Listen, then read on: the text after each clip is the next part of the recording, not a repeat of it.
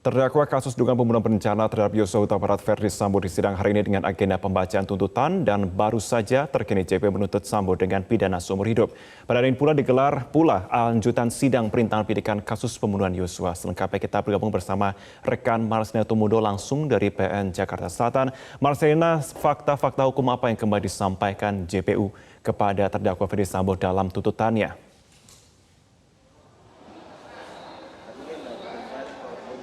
Ya, Marvin, tadi sebelum dibacakan tuntutan pidana penjara seumur hidup terhadap terdakwa kasus pembunuhan berencana Yosua yakni Ferdi Sambo, pihak jaksa penuntut umum menjabarkan fakta-fakta hukum yang menjadi pertimbangan dari jaksa untuk menentukan tuntutan pidana penjara seumur hidup ini.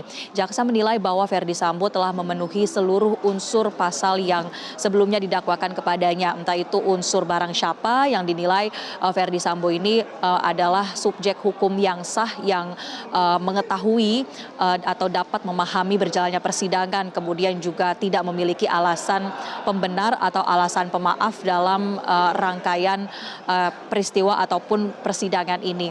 Lalu Ferdi Sambo juga dinilai telah memenuhi unsur melakukan tindak pidana secara sengaja dengan didahului oleh perencanaan serta juga menghilangkan nyawa orang lain dan melakukan atau memberikan perintah serta melakukannya bersama-sama dengan orang lain. Sehingga dari unsur-unsur pasal yang telah terpenuhi tersebut ditetapkanlah tuntutan dari jaksa ini adalah pidana penjara seumur hidup.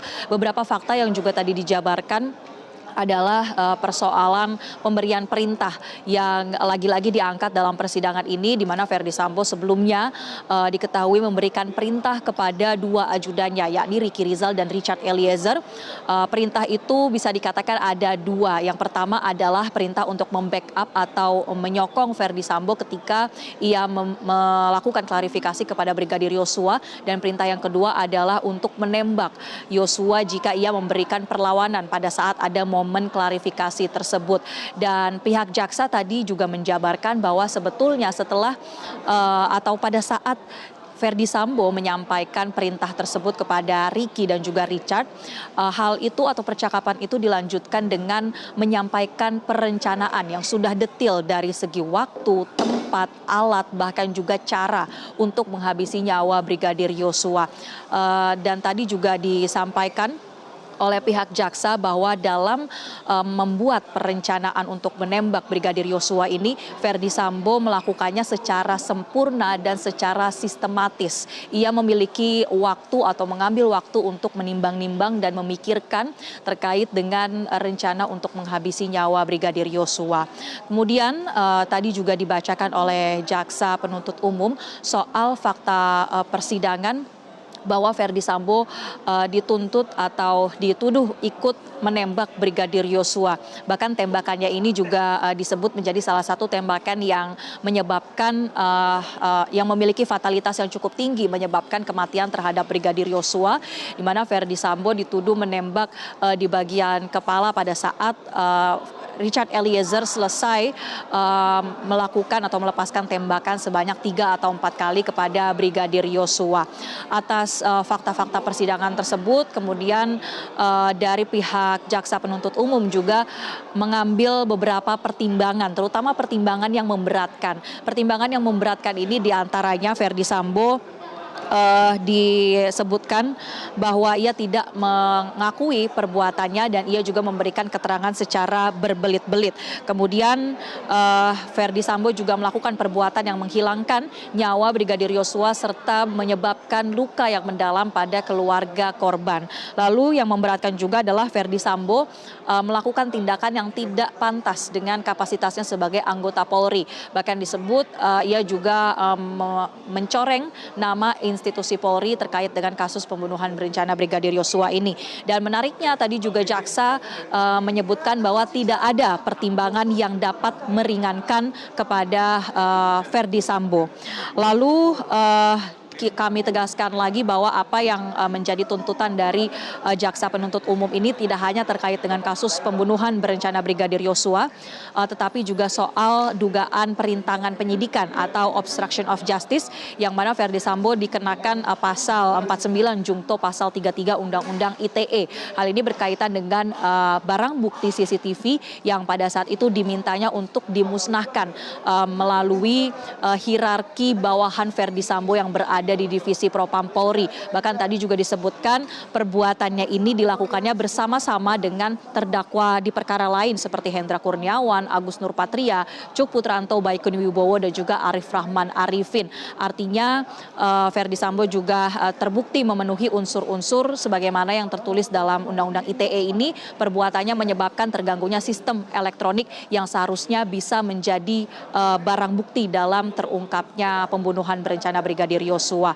Setelah persidangan hari ini, pihak penasihat hukum Verdi Sambo mendapatkan waktu selama 1 pekan atau tepat hari Selasa minggu depan, ia bisa memberikan atau menyampaikan pembelaan atas tuntutan yang sudah dibacakan hari ini.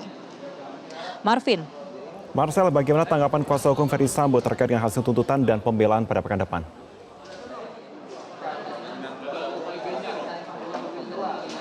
Ya, tadi di luar ruang persidangan, kuasa hukum Verdi Sambo Rasa Mala Aritonang memberikan tanggapan atas tuntutan jaksa soal pidana penjara seumur hidup terhadap Verdi Sambo. Menurut Rasa Mala bahwa tuntutan yang disusun oleh jaksa ini tidak berdasarkan seluruh fakta yang sudah dijabarkan atau sudah terbuka di dalam persidangan, tidak memuat fakta secara lengkap lebih tepatnya.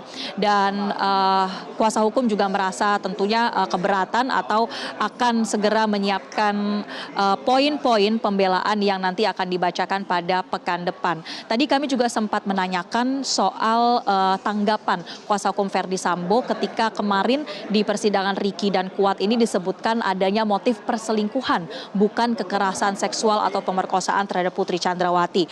Nah, menurut Rasa Mala bahwa kesimpulan jaksa yang menyebut motifnya adalah karena perselingkuhan, menurut Rasa Mala hal itu tidak disertai dengan bukti yang lengkap atau sama-sama tidak disertai bukti yang valid, sebagaimana jaksa menilai kekerasan seksual terhadap Putri tidak ada bukti yang lengkap. Menurut Rasa Mala, motif perselingkuhan juga tidak bisa dibuktikan secara lengkap oleh jaksa penuntut umum di dalam persidangan yang berjalan sejauh ini. Sehingga apa nanti yang akan menjadi pembelaan ini juga akan disiapkan oleh pihak kuasa hukum. Tadi juga sempat ada ditanyakan soal bukti-bukti yang sempat dibawa oleh pihak kuasa hukum. Kita mengingat bahwa pada persidangan akhir Desember kemarin, pihak kuasa hukum Verdi Sambo sempat membawa puluhan bukti seperti dokumen, foto, video yang memuat adanya keseharian dari Verdi Sambo untuk meringankan dakwaan terhadap pihak Verdi Sambo. Dan menurut kuasa hukum tadi, bukti-bukti tersebut juga kemungkinan akan turut disertakan dalam nota pembelaan yang akan dibacakan pada pekan depan. Kita akan nantikan bersama terkait dengan pembelaan yang dijadwalkan oleh majelis hakim ini adalah pada hari Selasa pekan depan. Marvin. Marcel, satu lagi, bagaimana pula dengan sidang perintangan penyidikan yang digelar pada hari ini di ruang sidang lain?